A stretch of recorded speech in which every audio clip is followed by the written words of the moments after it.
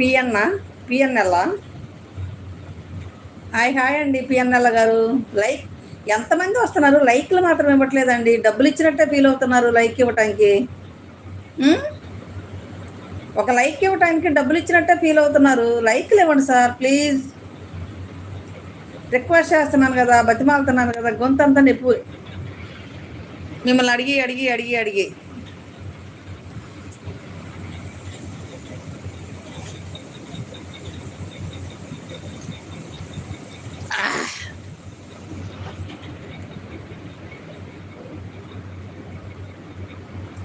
ఏం తిన్నానని మీరు ఒకటి